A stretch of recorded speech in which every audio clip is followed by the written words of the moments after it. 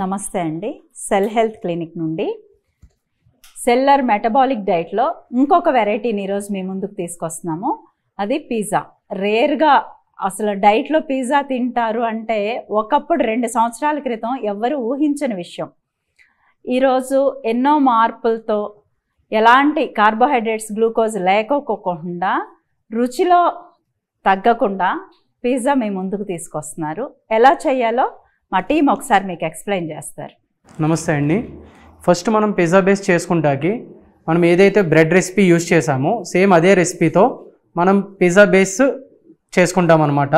Each pizza base వచ్చేసి 20 to 25 grams వచ్చేలాగా మనం కట్ చేసుకుని దాన్ని బేక్ చేసుకుంటాం 2 minutes. సో మనకి అప్పుడు పిజ్జా బేస్ అనేది ఈ విధంగా రెడీ అవుతుంది. దీన్ని కట్ చేసుకొని రౌండ్ షేప్లో చేసుకుంటాము. సో పిజ్జా బేస్లో మనం మెయిన్గా యూజ్ చేసేది వెజిటేబుల్స్ వచ్చేసరికి onion, tomato, green capsicum, yellow capsicum, red capsicum and olives mainly. And దీని మీద పైన స్టఫింగ్ వాడేసరికి పిజ్జా బేస్ పైన మనం టమాటో సాస్ యూజ్ చేస్తాము. సో ఇందులో స్వీట్నెస్ కోసం మనం మాంక్ ఫ్రూట్ ఎక్స్ట్రాక్టర్ని యాడ్ చేస్తాం అనమాట. ఇది గ్లూకోజ్ కాదండి, మనము వాడుకునే రెగ్యులర్గా పంచదార, బెల్లం, తేనె లాంటి వచ్చేటువంటి గ్లూకోజ్ కాదు. మాంక్ ఫ్రూట్ ఎక్స్ట్రాక్ట్లో తీపి అనేది ఉంటుంది కానీ గ్లూకోజ్ కాదు. మన మెటబాలిజం చేంజ్ చేయడంలో వచ్చేటువంటి అంటే ఆపే పదార్థాల వలన కొన్ని ఇబ్బందులు ఉండి వాటిని ఆపుతున్నాము. ఇది చక్కగా ఉపయోగించుకోవచ్చు. సో అందులోనే మనం వెజిటేబుల్స్ పైన టాపింగ్ కోసం మోజరెల్లా చీజ్, డైసిడ్ చీజ్ యూజ్ చేస్తాము. సో మనం ఇప్పుడు చేసేది పన్నీర్ పిజ్జా కాబట్టి సో దానికి పన్నీర్ యూజ్ చేస్తున్నాం. చికెన్ పిజ్జా అయితే చికెన్ యూజ్ చేస్తాము. సో అలా బేస్ ఏదైతే అది మనం యూజ్ చేసుకుంటాం అనమాట. కొంచెం ఫ్లేవర్ కోసం పెరి పెరి సీజనింగ్ అనేది ఇందులో యాడ్ చేసుకుంటున్నాం. సో నెక్స్ట్ ప్రాసెస్ వచ్చేసి మా షెఫ్ ఎలా చేయాలో పిజ్జా అనేది మీకు నేర్పిస్తారు. సో ఒకసారి చూడండి ఎలా చేస్తున్నారు. ఫస్ట్ బేస్ తీసుకున్నారు, దాని మీద సాస్ వేస్తున్నారు, టమాటో సాస్ని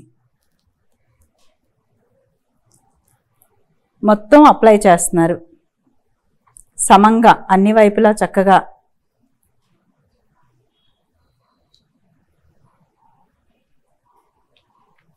దీని మీద వెజిటబుల్స్ వేస్తారు. చిన్నగా కట్ చేసుకున్న టమాటో ముక్కలు, onion, green capsicum, red capsicum, yellow capsicum, cabbage.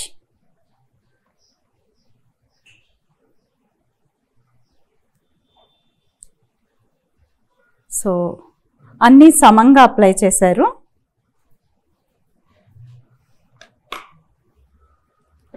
చిన్నగా కట్ చేసి వేయించి పెట్టుకున్నటువంటి పన్నీర్ పీసెస్, చిన్న చిన్న పీసులు. సైజ్ చూడండి, మీకు అర్థమవుతుంది. పెద్దవి కాకుండా చిన్నగా కొంచెం గీ వేసి రోస్ట్ చేసి పెట్టుకున్నారు. వీటిని అప్లై చేస్తారు ఇప్పుడు వాటి మీద.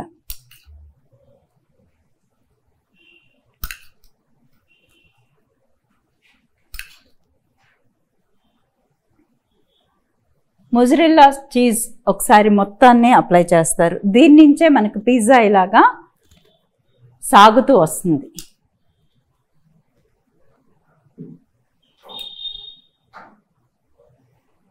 పైన పెరి పెర్రీని చల్లుతున్నారు లైట్గా, ఒక చిటికెడు. ఆరిగానో కూడా ఒక చిటికెడు వేసుకున్నాం. అవంతా వేసిన తర్వాత పైన దీన్ని చల్లుకున్నాం. అట్లాగే ఏవైతే ఇందాక చిన్న చిన్న ముక్కలుగా కోసి వేసామో capsicum, onion, cabbage, red capsicum, yellow colour, ఇవన్నీ కూడా చక్కగా పేరుస్తున్నారు.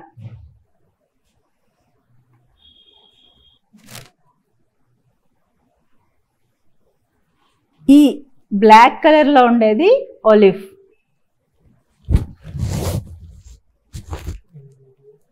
ఇలా తయారు చేసుకున్న దాన్ని ఇప్పుడు ఓవెన్లో పెడతారు. 180 degreesలో పెట్టుకోవాలి. 3 minutes ఉంచాలి. ఓవెన్లో పెడతారు.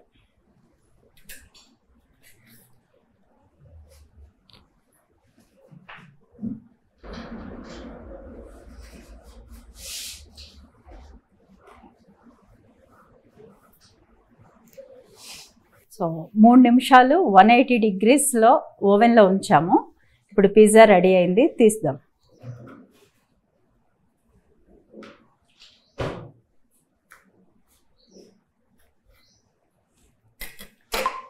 అచ్చం మనం బయట తినే పిజ్జాలానే ఏ కొరత లేకోకుండా పరిపూర్ణంగా రుచి ప్లస్ చూడటానికి కూడాను. అయితే ఇక్కడ ఒక్కటే అక్కడ ఉన్న దాంట్లో ఇక్కడ ఏంటంటే కార్బ్స్ లేకుండా డైట్కి అనుకూలంగా చేసి ఇవ్వటం. సో దీన్ని ఇప్పుడు కట్ చేస్తారు.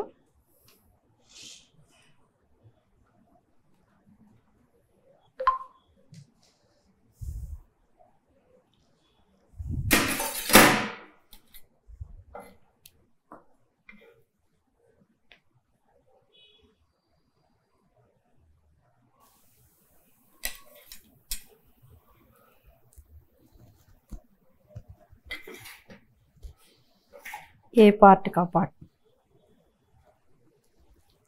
సో హాయిగా రుచిని ఆస్వాదిస్తూ డైట్ చేసుకోవటానికి వీలుగా పిజ్జా, టోస్టర్, తర్వాత బ్రెడ్, రోటీస్, రైస్, బిర్యానీలు, అన్ని రకాల వెరైటీస్ మిస్ అవ్వకోకుండా న్యూడిల్స్, పాస్తా, అంటే ఇవన్నీ బయట మనకి జంక్ ఫుడ్ ఏమాత్రం తీసుకోకూడదు. ఇక్కడ మాత్రం డైట్లో ఎలాంటి హాని లేకోకుండా చక్కటి రుచితో నాలుకను తృప్తిపరుస్తూ ఆరోగ్యాన్ని బాగు చేసుకునే విధమైన మంచి ఆహారాన్ని మనం ఎంజాయ్ చేయొచ్చు. So thank you.